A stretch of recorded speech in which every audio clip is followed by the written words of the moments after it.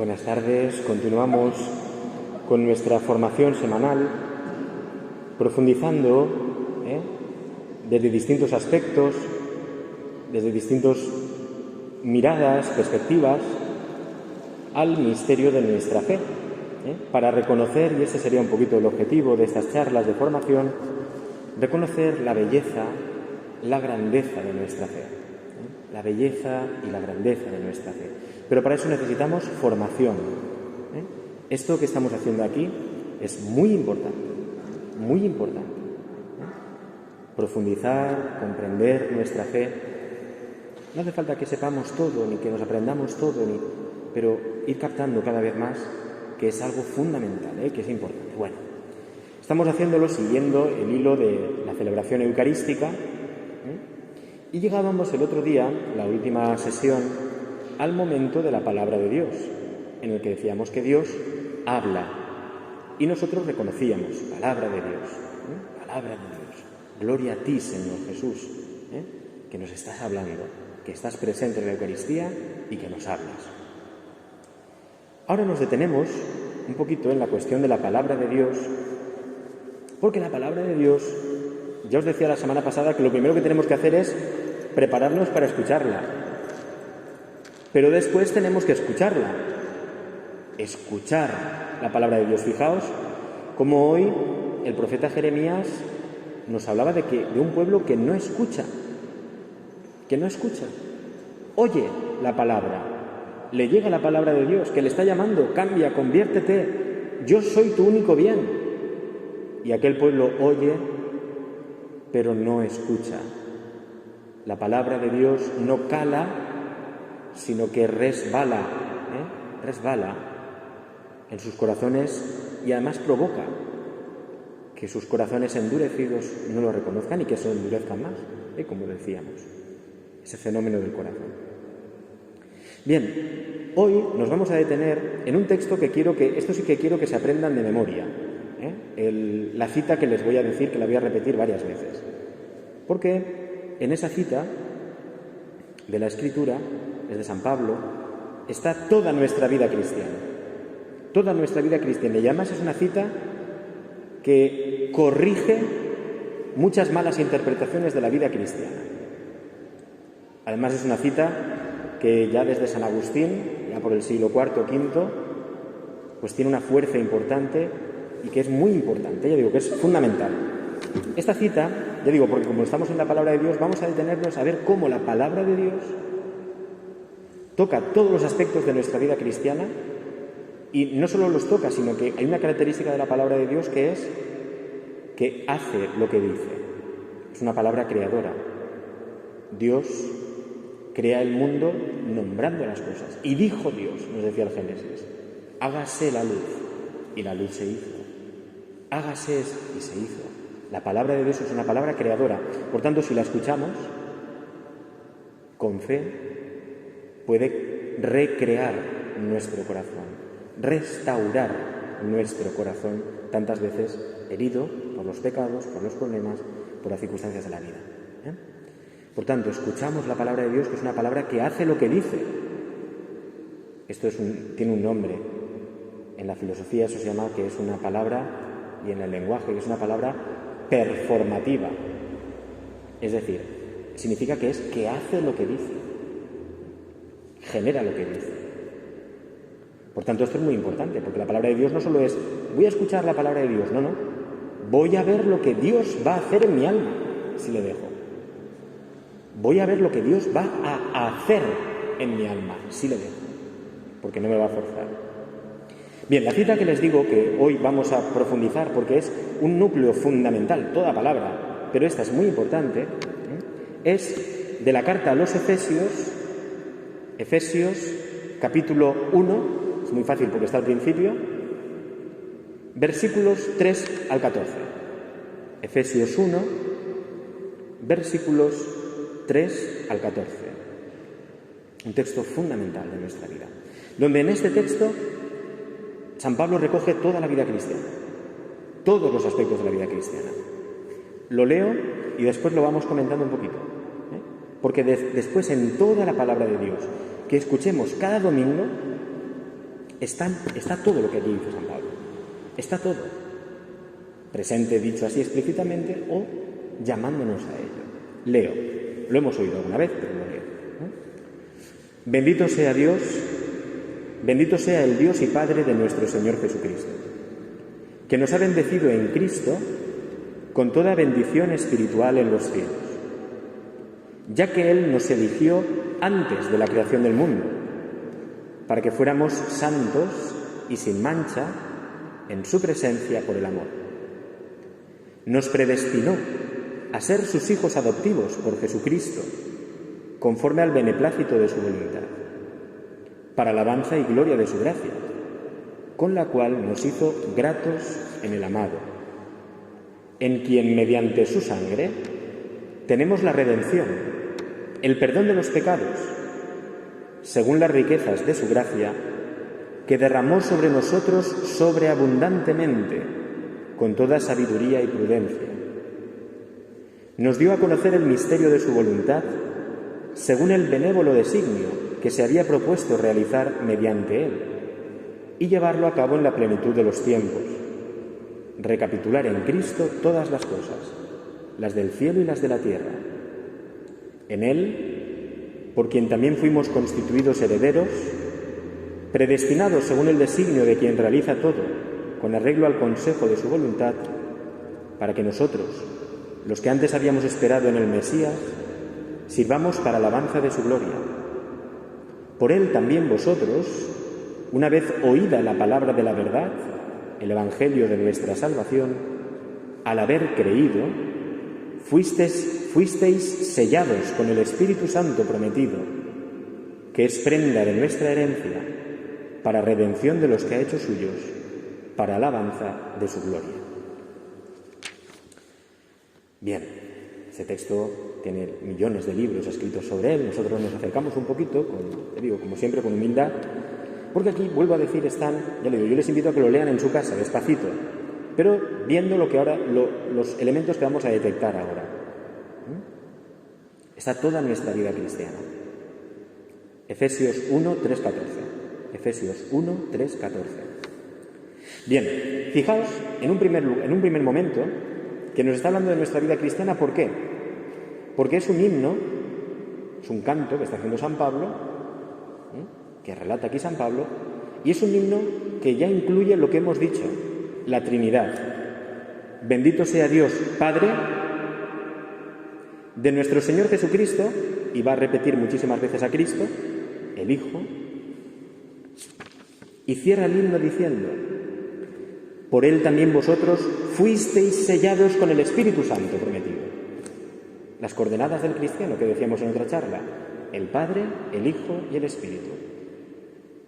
Por tanto, este himno ya nos está hablando, la palabra de Dios nos está hablando de las coordenadas en donde nosotros nos movemos, nuestra relación con el Padre, con el Hijo y con el Espíritu.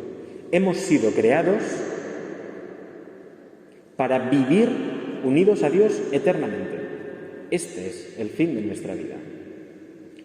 San Pablo nos va a decir, lo vamos a ver ahora, ¿de acuerdo?, cómo la llamada y la vocación del hombre no es, cuidado que esto nos pasa, no es, disculpen, cuando a veces ridiculizo algo, no lo hago para meterme con nadie, lo hago para reforzar el argumento. La vocación del hombre y el fin del hombre no es, chico, con que sea bueno sobra. O sea, decirle a una persona o pensar de una persona que con que sea bueno sobra no tiene nada que ver con lo que Dios ha querido con él. O sea, es quererlo muy poco. Es quererlo muy poco. Con que sea bueno sobra. No, es que Dios no te ha llamado que con que seas bueno sobra. Es que Dios te ha llamado a que formes parte de su propia vida, del amor eterno del Hijo, del Padre y del Espíritu, la entrega eterna del Padre, del Hijo y del Espíritu, de la cual nosotros, nuestro amor más pleno que podamos vivir en el mundo, es infinitamente inferior al amor que Dios puede tener en su vida eterna. La belleza que nosotros podemos contemplar en este mundo es infinitamente inferior, no tiene nada que ver con la belleza de Dios. Nosotros decimos que es bello y que es lo más grande que hay y lo más hermoso, pero es una manera de poder acercarnos a Él. Pero nunca lo sabremos hasta que no estemos delante de Él y nos conceda poder verle. ¿Cómo que mientras sea bueno sobra? No podemos conformarnos con que mientras sea bueno sobra. Eso es bajar los brazos y confiar poco en Dios. Que nadie se sienta ofendido, por favor, pero es que a veces es así. O sea, esto es lo que nos mueve, por tanto, y lo que mueve a San Pablo a evangelizar. Yo no puedo conformarme con que ese que pasa por la calle viva como viva, que no. Se está perdiendo la hermosura de su vocación, de por qué Dios lo ha creado. Bien. Nos ha bendecido, dice, bendito sea Dios, el Padre de nuestro Señor Jesucristo, dice que nos ha bendecido en Cristo con toda bendición, todo el bien que nosotros podamos imaginar no es nada comparado con el bien que Dios nos ha dado en su Hijo Jesucristo. De hecho, ahora lo veremos, tú estás creado para Cristo y fuera de Cristo no hay ningún bien que te vaya a saciar. La persona constantemente estará buscando bienes, pero nunca descansará en ninguno suficiente porque no está hecha para ningún bien de este mundo. Está hecha para Cristo. Esa es nuestra grandeza, nuestra grandeza. Por lo tanto, ya digo, con que sea bueno sobra, que no. Mira, en la vida le va bien, conoce a Cristo, no, entonces no le va bien. Esta persona qué suerte tiene, mira en la vida, conoce a Cristo, no, entonces no tiene ningún bien. Tiene unas migajas en las cuales no descansa, porque solo descansará cuando conozca a Cristo. Nos ha bendecido en Cristo con toda bendición, toda bendición. Dice, ya que Él, esto es muy bonito, ¿no? Esto es muy bonito, yo digo, las coordenadas de la Trinidad, Padre, Hijo y Espíritu Santo, Cristo en el centro como el único bien del cristiano, de cualquier persona. Y dice esto, ya que Él nos eligió antes de la creación del mundo para que fuésemos santos. Señores, ya nos podemos detener aquí toda nuestra vida y ponernos a pensar esto. O sea, Dios nos ha precedido, Dios nos ha creado, porque si no, no existiríamos, y nos ha creado para que fuésemos santos. La santidad es un término que en el Antiguo Testamento, tradición que conoce por supuesto San Pablo, que es judío, únicamente se aplica a Dios. Solo se aplica a Dios el término santo, como el resumen, la plenitud de la vida, del amor, de la verdad, la santidad de Dios, que es una forma de hablar de Él, pero que nunca se alcanza. De hecho, el himno que aparece en la Eucaristía antes de la consagración es un himno que utiliza un recurso judío, de la literatura judía, que era repetir santo, santo, santo. ¿Por qué decimos 3 veces? Porque decirlo 3 veces era el decir que era el todo santo, era una manera de decir, estamos hablando de la santidad absoluta. O sea, una palabra solo no puede encerrar todo lo que es Dios. Entonces, era una palabra totalmente atribuida a Dios. Y San Pablo nos dice este atrevimiento. Nos eligió antes de la creación del mundo para que fuésemos santos, es decir, para que fuésemos como Dios. Para que fuésemos como Dios. O sea, Dios no nos ha elegido para cualquier cosita, ni nos ha creado para que vivamos de migajas de la vida. Dios nos ha creado para lo más grande que podía habernos creado, que es para unirnos a su propia vida. Es decir, la creación de Dios tiene un fin, y es para glorificar a Dios y para ser santos. Todo lo que no sea eso no es querido por Dios, no es para lo que Dios nos hizo. Y el hombre que se aparte de esa finalidad, si no tiene la vida, ¿qué tiene? Muerte. Lejos de Dios, vive, puede creer que vive mucho y que tiene mucho, pero no es nada. No es nada. Pero no es nada, no decimos esto para despreciar, no. Lo decimos en comparación a la grandísima vocación a la que estamos llamados. Ser dioses. O sea, nuestros deseos no se conforman con poco, porque están hechos para Dios. Nuestra búsqueda del bien no está hecha para cualquier bien, está hecha para el bien que es Dios. Nuestro cuerpo está hecho para la relación con Dios, por eso resucitaremos. Nuestra mente está hecha para la verdad y la única verdad que es Dios, no para verdades a medias. Nuestra voluntad está para amar con el amor total a aquel que nos ha creado para poder amarle, que es Dios. Fuera de eso, entonces el hombre se malogra. Se malogra. Aparentemente puede parecer que no sucede nada, pero no es la finalidad del hombre.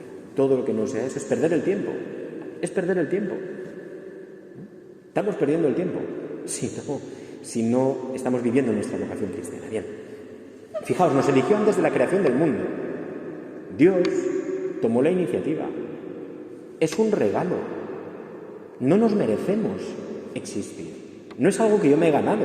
Mira, como me he ganado esto, pues yo tengo que existir. Que no. Unos llamarán que no estamos aquí por el azar. Pero es que no estamos por el azar. Es tremendo pensar que estamos en manos del azar o del karma o de tonterías de estas. Es tremendo. Porque el azar es ciego. El azar es una lotería. ¿Estoy en manos de una lotería? ¿Y mi libertad para qué? ¿Para qué ser responsable si la vida es una lotería? ¿Para qué ser responsable si al final una persona no puede cambiar y todo vuelve, ¿no? ¿Para qué? En cambio, somos fruto de la pura gratuidad de Dios. ¿Por qué Dios me ha creado? Por puro amor, porque le ha dado la gana. Salvando las distancias de nuestra expresión. ¿Y me ha creado para qué? Para amarme. Pero no porque Él necesite amarme. Dios es Dios, no necesita nada. Tiene la plenitud del amor. Padre, el Hijo y el Espíritu. Sino para que yo experimente su amor. O sea, Dios me ha creado para que yo experimente su amor. Mirad, estamos en un mundo que nos cuesta entender esto. ¿Sabéis por qué? Porque es un mundo en el cual la mentalidad es una mentalidad productiva técnica. O sea, ¿tú por qué tienes un hijo? Hoy, bueno, tengo un hijo, pues mira, pues porque tiene la especie, se tiene que seguir adelante, es fruto de nuestro amor, bla, bla, bla. No. Tener un hijo es para darle la oportunidad de experimentar tu amor. Distinta la perspectiva, Tener un hijo hoy, pues mira, es un lío y tal. Claro, no se tiene hijos, pero no, cuidado, no se tiene hijos hoy porque no hay amor. No nos equivoquemos. No es que no se tenga hijos porque la vida sea difícil, porque no tengamos dinero, porque cuesta mucho, porque... No. Porque tener un hijo es para que viva el amor que yo le puedo llegar a dar. Y a ese hijo me puede fastidiar la vida, me puede traer de cabeza, me puede enfadar. Pero a ese hijo, aún así, yo estoy ahí pendiente y estoy dándole mi amor. A mí no me hace falta el hijo, a vosotros no os hace falta de vuestros hijos. ¿Os hacía falta antes de tenerlo? ¿Me hace falta tener un hijo? ¿Para qué? ¿Para hacer falta? ¿Qué te faltaba algo? ¿Que no estabas vivo ya? Podías vivir sin tu hijo, podías tener tu trabajo, podías vivir, no te hacía falta un hijo. Tener un hijo es para darle la oportunidad a ese hijo de experimentar tu amor. Es muy interesante. Pues Dios nos crea así. ¿Nosotros no le hacemos falta a Dios? A veces nos creemos que esto es así. O a veces creemos esto, ¿no? Es decir, una persona me venía hace poco, es que yo quiero que mi hijo haga la comunión como a mí me da la gana. Pues no. Pues entonces, ¿y usted no quiere que mi hijo aquí llegue a la...? Mire, que no me hace falta. O sea, que esto es una cosa suya, que es un regalo de Dios, que no es una cosa que a mí no me hace falta su hijo. Entiéndame. Que a mí no me hace ningún favor que su hijo venga aquí a hacer la comunión. ¿Me entiende usted? Es decir, que es una cosa que usted está haciendo por él. ¿O no? Que nosotros no le hacemos falta a Dios. Que no le hacemos falta a Dios. Que Dios nos ha creado para darnos todo su amor. No por ninguna necesidad. Que tú no le haces ningún favor a Dios viniendo a visitarlo. Que eres tú el que le necesitas. Pero como nosotros damos la vuelta a la tortilla, voy a entrar a hacer una visita al Señor. Piénsalo. ¿Qué vas a hacer tú una visita al Señor? O sea, tú que... Pobre tico el Señor que está solo. Lo decimos, ¿no? Lo decimos con todo el cariño. Ya saben que a veces las expresiones las utilizo, pero un poco para, ya digo, reforzar el argumento. No me meto porque todos lo decimos, ¿no? Pero uno cae en la cuenta y dice, ¿yo a visitar al Señor? ¿Él está solo? ¿Qué le hago falta? ¿Que está triste porque está solo? Piénsalo. ¿Dios? No le hace falta nada, ¿eh? Eres tú el que le necesitas. Eres tú el que le necesitas, ¿no? Has sido creado por Él para poder experimentar su amor y para llegar a vivir su misma vida. Cuando yo estoy viviendo algo grande, a mí me pasa, yo en esto soy muy así, me sale así. Yo estoy a lo mejor, he ido a algún sitio súper bonito, súper lo que sea, y yo enseguida estoy pensando, ay, madre mía, aquí tengo yo que traer a esta persona, ahí tengo que traer yo a este otro. Es como, quiero que viva conmigo esta experiencia. Pues Dios es así. Dios mira a su Hijo Jesucristo, el Hijo mira al Padre, el Espíritu hace que se miren entre ambos y dicen, esto que nosotros vivimos, tenemos que hacer que otra persona, que alguien más lo viva. Vamos a hacer al hombre para que viva esto, este amor pleno y absoluto que nosotros vivimos. Y crean al hombre. Bien, seguimos un poco adelante. Por lo tanto, vida cristiana, Padre, Hijo y Espíritu Santo, llamados, creados para el amor, pero para no cualquier amor, el de Dios. Y no de cualquier vida, ser santos. No es una opción ser santos. Mira, está la gente que quiere ser santo y la gente que no quiere ser santo. No. Está la única llamada a la santidad. No hay una llamada a la santidad y otra a una vida de medio santidad. Que no, que Dios no nos ha engañado, hombre. Que Dios no va a medias. Que Dios te ofrece lo mejor. No te ofrece un producto light o una marca blanca. No, Dios no tiene marcas blancas. Dios te lo quiere dar todo. Todo. Bien. Fijaos qué bonito, dice, nos predestinó a ser sus hijos adoptivos. O sea, Dios no nos ha creado para que seamos sus servidores, sus sirvientes, sus criaturitas. No. Este nombre, este es el centro de nuestra vida cristiana. Hijos. San Pablo va a poner el término adoptivos, claro, porque evidentemente hijo con pleno derecho solo es el Hijo, que es Jesucristo, porque es Dios. Nosotros no lo somos. Por tanto, nosotros no somos hijos, pero adoptivos, pero con los mismos derechos del Hijo. Porque luego a continuación va a decir que somos herederos. O sea, luego somos hijos. Nuestra naturaleza no es divina, no podemos ser hijos como Jesucristo. Pero el Espíritu en nuestro corazón nos hace ser hijos adoptivos con los mismos derechos del Hijo. Con la misma herencia del Hijo. La misma. Ni más ni menos. Lo que pasa es que nosotros no tenemos que esperar a que se muera nuestro Padre para recibir la herencia. Nuestra herencia es un poco especial. La recibimos ya, en vida. Y se transforma en vida. Bueno, este es el núcleo de nuestra vida cristiana, ¿eh? Ser hijos. Ser hijos. Y esto, me detengo un poquito, cuando escuchamos la palabra de Dios, todo esto que estamos diciendo está en la palabra. Escuchemos la que escuchemos. Hombre, eso no salía hoy en el Evangelio. Sí. Cristo tenía que rescatar a ese hombre que estaba poseído por el demonio, porque el demonio es el antihijo. Es el antipadre. Lo rescata ¿para qué? Para que seas hijo y seas libre como el hijo. Está presente. O sea, todo lo que estamos diciendo está presente en la Escritura. San Pablo lo resume y lo sintetiza aquí en un único texto. Efesios 1, 3:14, se lo recuerdo. Pero está en la Escritura. Y están diciendo las cosas más bellas. Fíjense ustedes, una cosa importante, y ya voy intentando finalizar, porque me pongo y no callo. Que aún, o sea, Dios nos ha hablado de la llamada que nos hace, de para lo que nos ha creado, ser hijos, su amor. Aún no ha aparecido para nada el pecado. O sea, aún no ha aparecido para nada el pecado. En las realidades más hermosas de nuestra vida cristiana, el pecado no lo es todo. Lo que es todo es ser hijos y ser santos. El pecado no es la única realidad de la vida cristiana. Va a aparecer ahora. Pero nosotros no hemos roto el plan de Dios por el pecado. No lo hemos roto. No le hemos fastidiado los planes a Dios. No tenemos ese poder. Ni el demonio lo tiene. No le hemos roto los planes a Dios. Dios nos creó. Dios iba a enviar a su Hijo Jesucristo.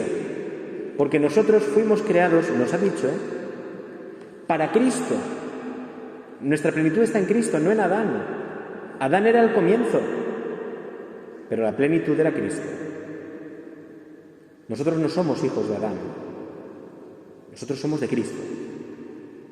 Adán pecó. Ahí está nuestra condición también pecadora. Pero ante la condición pecadora prima más y es más fuerte la vida de Cristo, porque Dios nos hizo para Él. El pecado es una realidad dura, fuerte, que experimentamos, que rompe nuestra vida, pero no es toda la vida cristiana. Cuidado, porque a veces podemos tener en esto puede llegarse a constituir una patología del espíritu cristiano, en el cual todo es pecado, o solo veo mi pecado, y entonces me miro desde la negatividad. No, yo me tengo que mirar desde la paternidad de Dios y desde que soy su hijo. Esa es mi grandeza, esa es mi definición. Mi definición no es soy un pecador, mi definición es soy un hijo de Dios que a veces se aparta de su Padre, pero soy un hijo de Dios. Hemos sido creados para eso, no para el pecado. Hemos sido creados para Cristo. O sea, la creación realmente empieza en Cristo.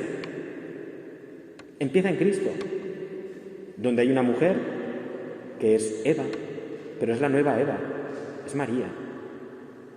Donde vamos a nacer de ella por la fe, por eso sigue siendo virgen, y es el nacimiento virginal, no de un solo hijo, sino de toda la humanidad en la fe. Está Cristo, hay un árbol, es la cruz. Ya no es el árbol del jardín del Edén, sino es la cruz. Es decir, la creación verdadera es Cristo. Es Jesucristo. Y Jesucristo es el victorioso, el que ha vencido sobre el pecado. Bueno, seguimos adelante y vamos terminando, porque si no, no nos da tiempo, ¿no? Y entonces aquí sí que aparece que de todos los bienes que nos ha dado Dios, pero fundamentalmente el bien es ser hijos, dice, un bien es en quien mediante su sangre tenemos la redención, el perdón de los pecados. Esta es una realidad de nuestra vida cristiana. Por el gran amor que Dios nos ha tenido, nos ha redimido de nuestro pecado. Libremente elegimos pecar y pecamos. Pero Dios también, el amor de Dios, que es fundamental en todo esto, no ha podido el pecado con él. Y Dios se ha inventado, podemos decir, la muerte en cruz y la resurrección para rescatarnos. Pero esto es una realidad, vuelvo a repetir, es una realidad. No podemos mirar nuestra vida cristiana desde el pecado. Nuestra vida cristiana se mira desde Cristo, desde la victoria, desde la gracia, y desde ahí miramos nuestro pecado. Desde la victoria de la misericordia de Dios, yo voy al pecado, porque sé que Dios me perdona. No voy a ver si Dios me perdona. Eso sería que manda el pecado y que el proyecto de Dios ha fracasado. No. El proyecto de Dios no ha fracasado. Yo, porque sé que Cristo ha vencido, entonces voy a pedir. Bien, seguimos un poquito adelante. Nos dio a conocer el misterio de su voluntad. Podemos conocer la voluntad de Dios. Podemos conocer la voluntad de Dios. Fijaos, esta es su voluntad. Que seamos hijos. Nos lo ha dicho Jesucristo. No, vosotros no sois de Adán. Vosotros sois de Cristo. Vosotros sois míos. Y mirad cómo Cristo va en el Evangelio rescatando a uno, a otro, rescatándolo de todo lo aquello que les hacía creer que no eran hijos. ¿De acuerdo? Uno, otro, el pecado y tal, va, quita demonios, perdona a uno, cura a otro, va atrayendo y uniendo a él, va formando la iglesia ya el Señor, ¿de acuerdo? Para que conozcamos el misterio de su voluntad. Cristo está diciendo que no estás en manos del pecado, que tú eres mi hombre. Es el Dios que se ha hecho hombre para que veamos el rostro de Dios. Y entonces nos mira a la cara y nos diga, tú eres mío, tú eres de la victoria, no eres de la derrota. Bien, bueno, seguimos adelante y vamos terminando, ¿no? Dice, vamos hacia el final, cuando dice, somos herederos, herederos de los bienes divinos. No de cualquier cosa, no de una herencia que se deshace y que me la gasto. No, no, de una herencia que puedo gastar y gastar y gastar y gastar y gastar y gastar y nunca se acaba. De una herencia que está basada en una continua efusión inacabable e inagotable de plenitud de vida y de amor. Y la puedo gustar ya. La herencia no tengo que esperar a que mi padre se muera. La puedo gustar ya, porque mi Padre es Dios y no va a morir. Y me la da a gustar ya. ¿Cómo? Nos lo ha dicho, derramando el Espíritu Santo en nuestro corazón. Ya tocamos lo que un día poseeremos en plenitud. Hoy le ponía este ejemplo a los seminaristas, un ejemplo un poco plástico, visual, pero para que lo entendamos. Yo le decía a los seminaristas, Dios tiene preparada la gran piruleta, o sea, la posesión absoluta de sus bienes. Pero ya en esta vida nos va dando cada día a que la probemos. No es tan malvado que nos dice, aquí está, pero hala, gánatela, hombre, lucha. No, cada día se aproxima a nosotros y nos dice, toma, mira, pruébala, pues imagínate lo que será tenerla para siempre. Hoy no es totalmente, porque tienes que decidir, hoy todavía el pecado está en ti, hoy tienes que seguir luchando en este mundo, pero mira, prueba. Un día será para siempre y sin fin. Salvando la distancia de la imagen, un poco infantil, pero bueno, así nos lo hace Dios, Ya nos ha puesto algo de esa vida que esperamos dentro de nuestra alma.